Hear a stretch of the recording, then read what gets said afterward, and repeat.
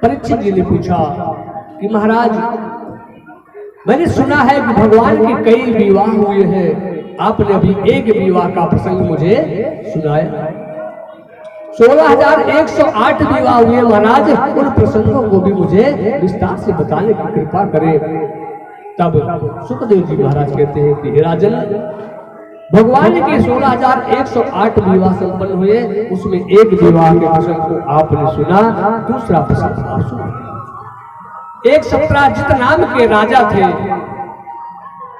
और उनके पास एक मणि थी जो 100 भार सोना नित्य देती थी। वो नित्य सोना देती थी। एक बार भगवान को, यदुवंशियों को जब पता लगा तो उन्होंने उनसे मांगा कि ये मणि हमको दे दीजिए, इससे हम लोगों का कल्याण करेंगे। उसने मना कर दिया। भगवान कृष्ण एक बार स्वयं गए और बोले कि इस मणि को हमको दे दो, इससे हम और लोगों के कल्याण के लिए लगाए। उसने भगवान कृष्ण को भी मना कर दिया। भगवान वहां से वापस होकर के लौट के आए और जब आकर आए तो एक दिन उनका भाई सत्राजित का उसी मणि को अपने गले में धारण करके वन में शिकार खेलने के लिए निकल गया।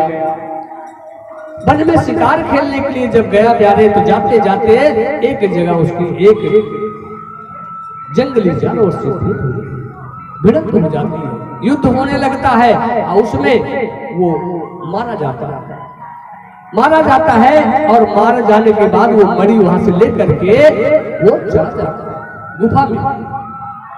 इधर जब सत्राजित का भाई घर नहीं आया, प्रसेन घर नहीं आया, तब लोग परेशान हो गए, सत्राजित की मेरा भाई कहाँ गया। बहुत ढूंढे, नहीं मिला।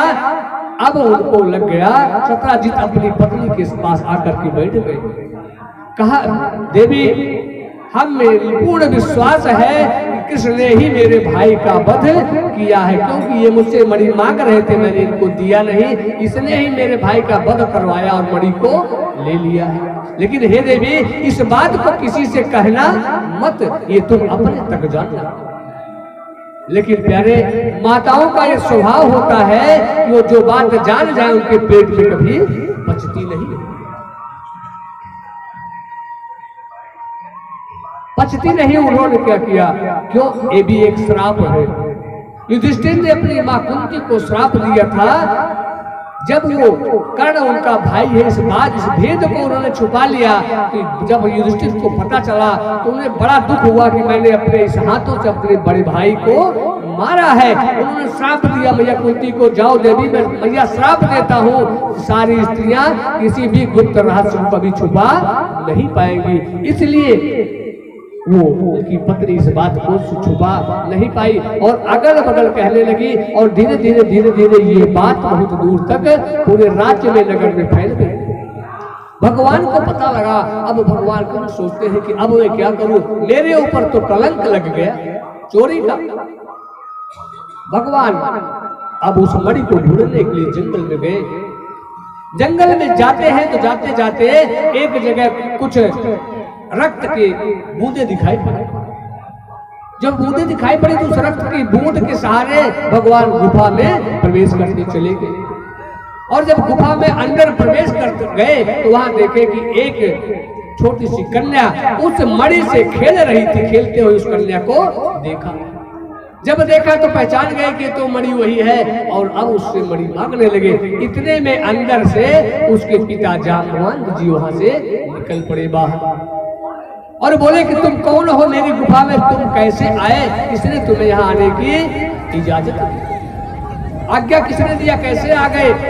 बोले हम ये मणि चाहिए। बोले ये तो मणि मैं अपने बेटी के खेलने के लिए लाया हूँ, तुमको कैसे दे दूं। भगवान ने कहा नहीं, मुझे मणि चाहिए। बोले अगर तुम्हें मणि चाहिए तो मुझसे युद्ध करना पड़ेगा, अगर युद्ध करते हो तुम कर सकते हो तो कर।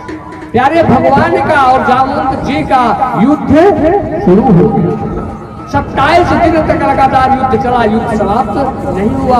28वें दिन भगवान ने एक लीला की, एक मुष्टिका का प्रहार जामवंत जी के ऊपर किया और जामवंत का एक शरीर अब इतना दुखने लगा, इतना सहाय हो गए कि वहीं पर और जब उनकी हिम्मत शक्ति छूट गई तब जान गए और भगवान के चरणों पर गिर के प्रणाम करने लगे कि हे प्रभु, मैं जान गया कि तुम कौन हो, तुम मेरे राम ही हो और कोई नहीं हो सकते, इसलिए कि मुझे कोई हरा नहीं सकता।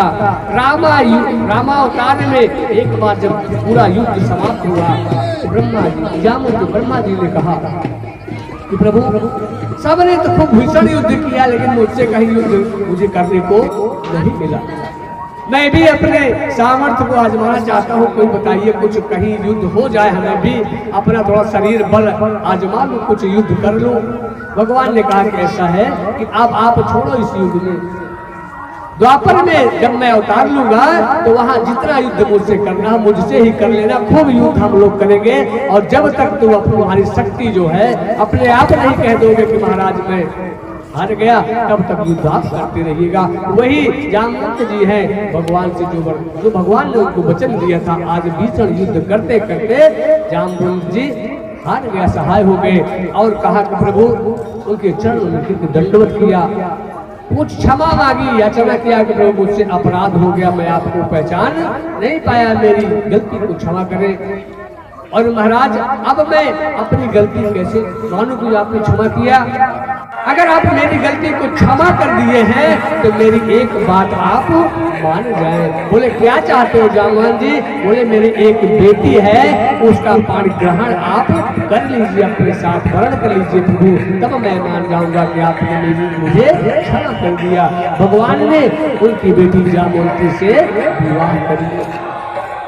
अब जामवंत जी जो है रीछ थे, भालू वाला, जैसे जामवंत जी वैसे उनकी बेटी कुरु अब वहां से लेकर के चले। तो जामवंती अब विवाह तो किया है प्रभु, छोड़ तो सकते नहीं, लेकर के अब महल में आए और जामवंती से कहा कि देवी एक काम करना, तुम गेट के बाहर खड़ी रहना, एक कमरे में मैं तुमको बंद कर दूंगा, तब तक तुम दरवाजे को मत खोलना जब तक मैं ना कहूँ, चाहे जो कोई कितना भी कहे। बोले ठीक प्रभु। भगवान ने लेकर के गए जामवंती जी को और बाहर ही महल में एक कमरे में बंद कर दिए, बाहर से, अंदर से कहा कि बंद कर।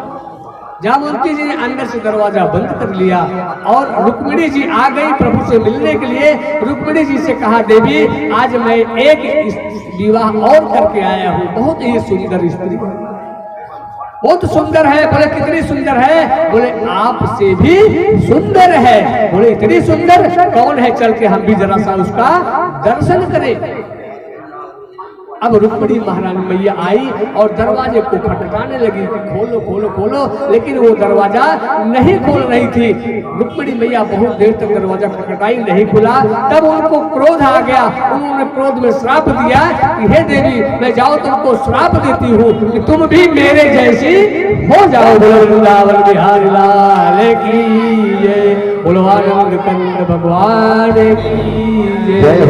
तो जामवंती जी भी रुक्मिणी मैया के समान ही सुंदर दिव्यांग शरीर, सुंदर शरीर वाली हो गई। और अब दरवाजे को खोला तो कहा, देवी अब दर्शन करिए। दो मैया लेकर के उनको अंदर ले जाती हैं। इस प्रकार भगवान का दूसरा विवाह संपन्न हो। अब जब मणि, चूंकि जामवंत जी मणि को अपनी बेटी के दिए थे, तो मणि को लेकर के भगवान अपने साथ आ गए। आ तो गए, लेकिन ये कहा कि अब मेरे पास इसको रखना ठीक नहीं है, इसलिए उस मणि को ले जाकर सत्राजित को देने लगे। कहा, महाराज आप इस मणि को ले लीजिए। सत्राजित ने कहा, महाराज कि अब मैं इस मणि को क्या करूं? मैं इस मणि को नहीं दूंगा प्रभु। बोले क्यों? ये ले लो। बोले नहीं। हाथ जोड़ने लगे, पैरों पर गिर पड़े, दंडवत किया, उनके बड़ी क्षमा मांगी और कहा कि प्रभु मेरी भी एक बेटी है, उस बेटी को आप स्वीकार करिए। सत्यभामा उसने भी अपनी बेटी का विवाह भगवान के साथ कर दिया और कहा कि प्रभु ये मणि तो मैंने अपनी बेटी को दिया था, उसको भेंट में दिया था, अब मैं इस मणि को ले नहीं सकता, इसको आप इसी के साथ लेकर के जाओ। भगवान ने कहा कि देखो ऐसा है कि मैं इस मणि को नहीं ले जा सकता क्योंकि मेरे ऊपर कलंक लगा हुआ है, इसको आप अपने पास रखो। बोले नहीं प्रभु ले जाओ। बोले अगर तुम देना ही चाहते हो तो ठीक है, इसको अपने पास रखो, इससे जो स्वर्ण निकलेगा वो मेरे घर आप भेजते रहना, उसका उपयोग हम करेंगे, लेकिन मणि को आप अपने पास रखो। बोलो वृंदावन बिहारी लाल की जय हो, बोलो आनंद कंद भगवान की जय हो। इस प्रकार भगवान का तीसरा विवाह संपन्न हुआ। बोलो बांके बिहारी लाल की जय हो। अब एक बार भगवान